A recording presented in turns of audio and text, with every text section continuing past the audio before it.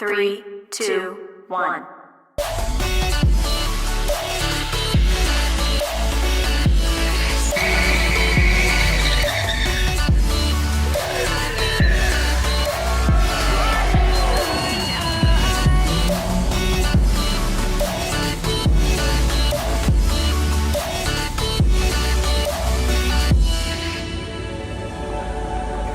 More daily driver stuff. Chevy problems.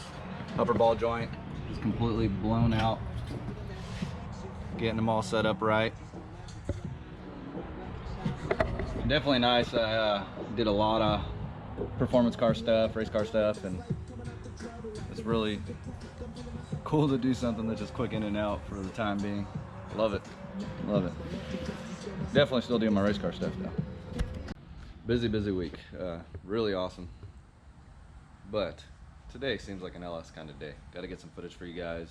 Ryan's over at the other shop assembling a short block for his 4-door Skyline, and I'm over here doing diagnostic on this Ls3 Miata. It has a no start. It's taught a long time ago. You always start spark, fuel, mechanical. Once I learned that, I never had a problem diagnosing. Alright, so customer notified me, put a kill switch on this thing. I checked spark already, has no spark. Checked fuel pressure, it has no fuel pressure. So let's see if it is kill switch related.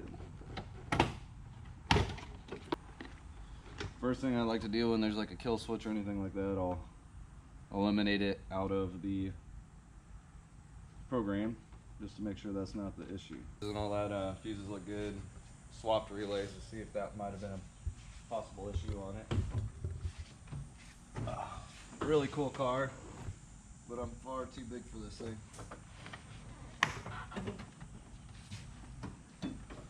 So let's see.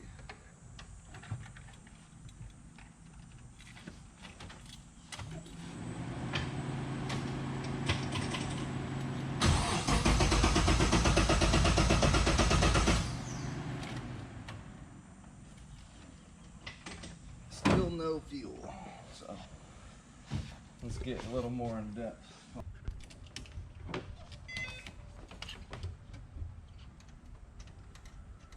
Got voltage on both sides, that's good.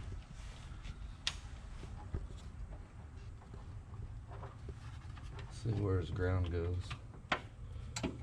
Got ground,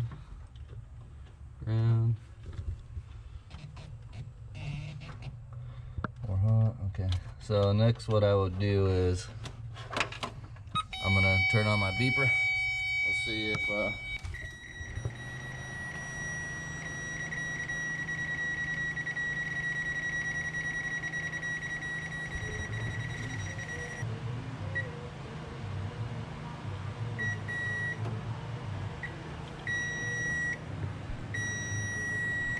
so it is sending signal out, it is getting signal in.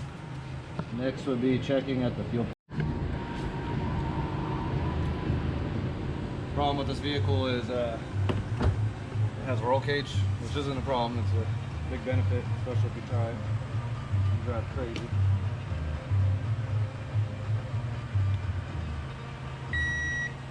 Voltage here.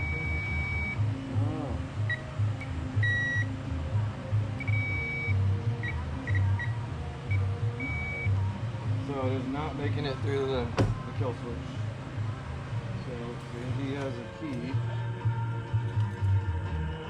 What is this crap? He has a key for the kill switch. Let's see if possibly it's on the wrong deal. He said it wasn't, but we'll see.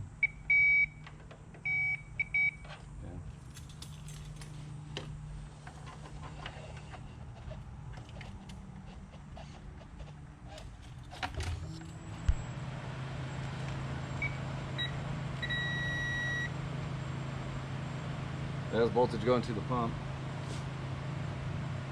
I think I hear it running. Let's see.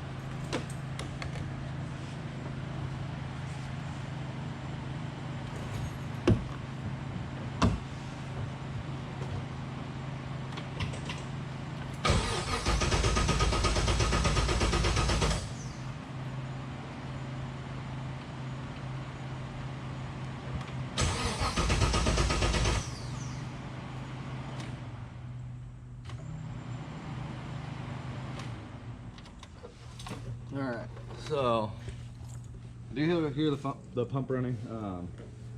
We'll check fuel pressure one more time just to verify that it actually has it.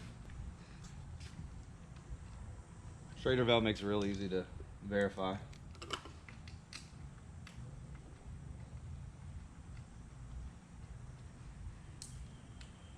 Okay, so I'm gonna turn the key on and we're gonna look at the gauge.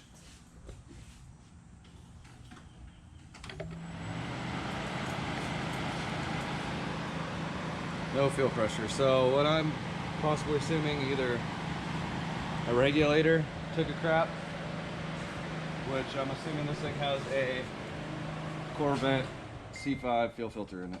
And if it does, it's a possible bad C5 fuel filter. So one underneath, check the Corvette fuel filter, like I assume, fuel filter regulator. It seems to have flow on both sides, but I'm not positive the amount of volume going through and pressure. So what we'll do next is we'll just double check the actual fuel pump inside the tank. Make sure there's no crack line going up to the hat. And if there's not, then that's more than likely our issue. What we'll do is pull it off. We'll throw another one on there real quick and see if it starts up and runs fine, then we're golden. So, all right, so give me a few minutes and I'll get it off and try to get this carpet up, and we'll go from there. Had to remove the hard top, gain some access down to this fuel pump assembly, or fuel pump access panel. I used to do a lot of diagnostics years ago, and that was honestly some of the most fun I had. Sometimes, you know, you want to pull your hair out, but other times, you know, it's really cool when I've had cars that have been to 5, 6 different shops and they end up coming to me, and I was the one that figures it out. It's pretty nice.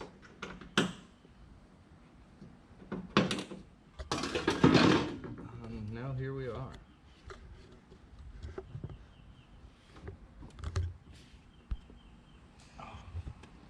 Might take the seat out in a minute.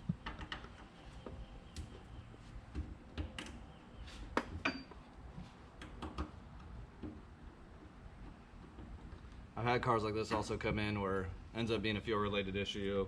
They say they had gas in it. Double check and there's no fuel in the tank, so that'd be hilarious. All this work for low fuel. Gauge is reading about 3/4, so you know, you assume that it's working properly.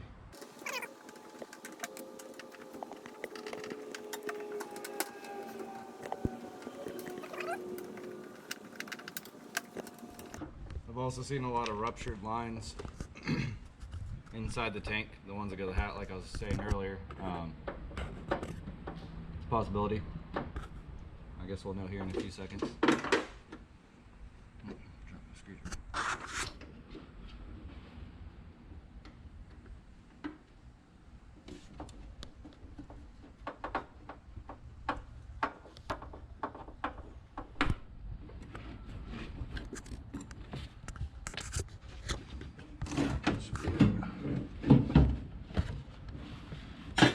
Pigtail off.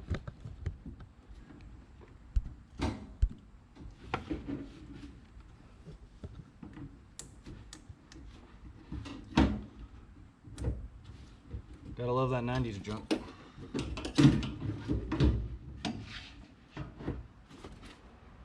Huh. What? The fuel tank is dry. There's no gas. So, the problem is we have a bad fuel level sending in it. There's literally barely any fuel in here. Like I said earlier, sometimes it's the dumbest. Alright, time to put her back together and put some fuel in it and go from there. Besides the no start, no fuel pressure issue, we're doing exhaust manifold gaskets on this thing. We're going to do axle back exhaust. We're going to build from scratch and wrap all the heat wrap all the knock sensors and everything. So cool little job. Should be fairly quick. Knock it out hopefully in the next day or so. I won't be here too much. It's Sunday today, so Got to spend time with the family.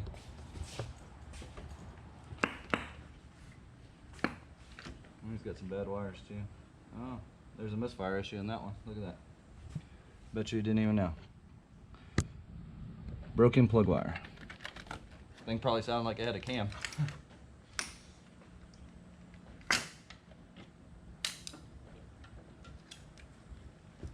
Also, I'll probably talk him into getting some actual heat sleeves.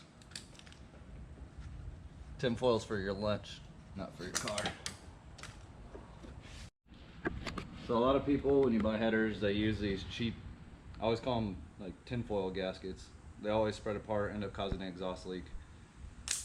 I always run multi-layer steel every time. These are as close to OE as you get, unless you buy OE, but they work good. Never had anyone complain about an exhaust leak when I use these gaskets.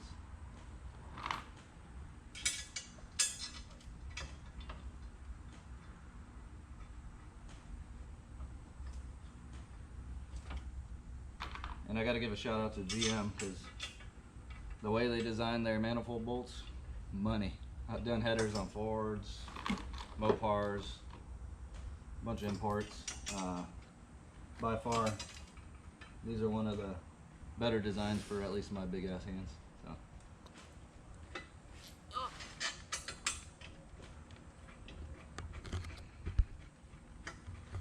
And on the gasket, make sure you pay attention. It has a manifold side. I don't know if it'll make a difference, but I always just put it in the right orientation so I don't have any issues.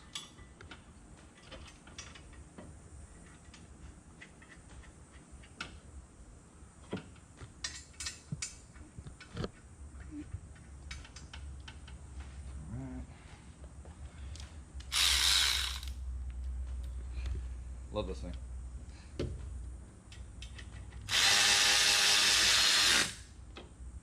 No torque, so you can run them down pretty far. And you can do the rest by hand once you get it all tight.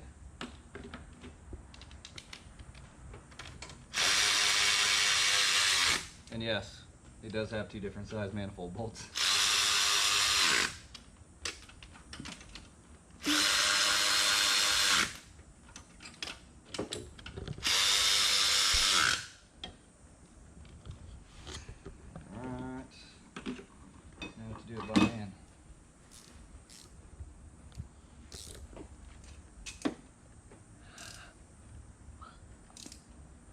And I always recommend, after putting on manifold bolts, you know, do a couple heat cycles and always recheck.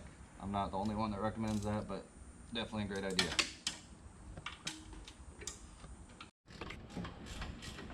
When doing the driver's side, you always got to be aware of that coolant temp sender right there.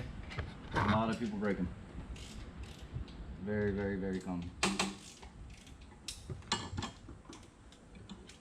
As I said earlier, it's very common for these tinfoil gaskets to leak. If you look in between each one of these, they have a gap. They've blown out on every single cylinder.